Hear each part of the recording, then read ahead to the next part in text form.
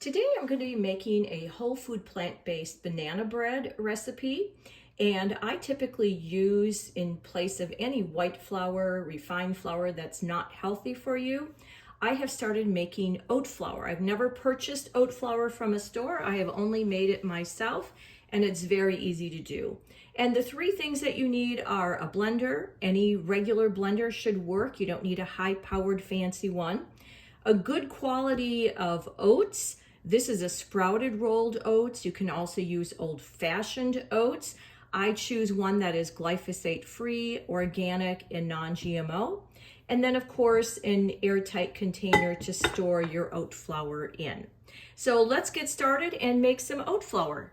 To make the oat flour, we just dump the oats into the blender. It's not necessary to measure it ahead of time because we're going to measure the flour for the recipe, not the raw oats that we start with. So we put the cover on and then we blend it on high for maybe about 10 seconds. When the oats are done blending, it will have a very fine consistency, just like regular flour, and then dump it in your container, and then you can proceed to measure it for the recipe that you're using. I am going to need 2 cups of oat flour for my banana bread. So I am going to measure 2 cups right away and then put the rest away for later.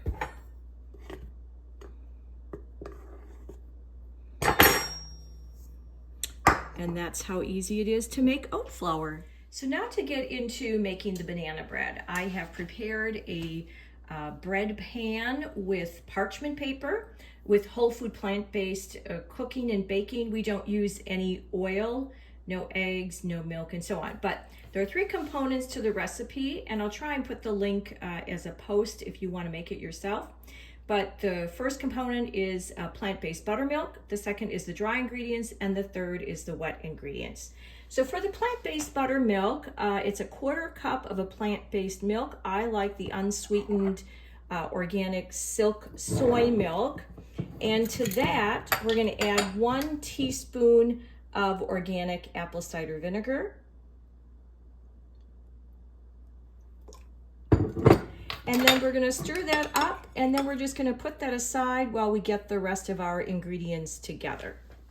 Okay, so we've got our dry ingredients, which is the 2 cups of the oat flour with some baking soda, baking powder, and cinnamon.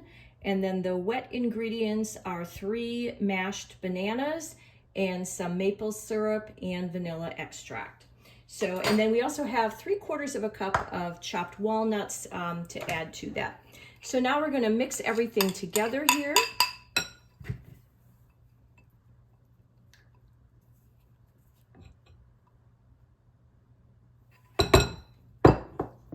You can see the buttermilk has kind of curdled, which is exactly what we wanted it to do.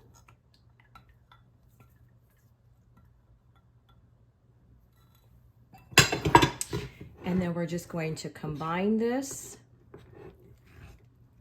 You don't want to stir it too much, just so that it's all blended together.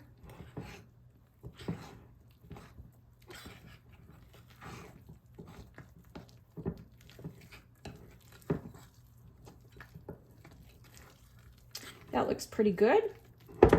And then we will add the nuts and combine that.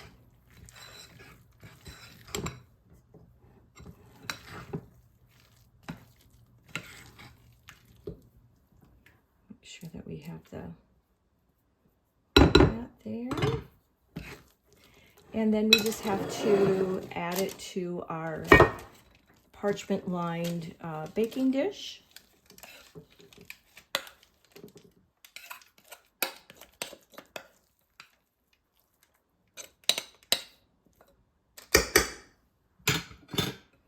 I'm going to scrape it to get all of the good pieces out. And then we're going to bake it. The oven is preheated to 350. So we're going to bake it for 45 minutes. And then take it out to cool and to enjoy it.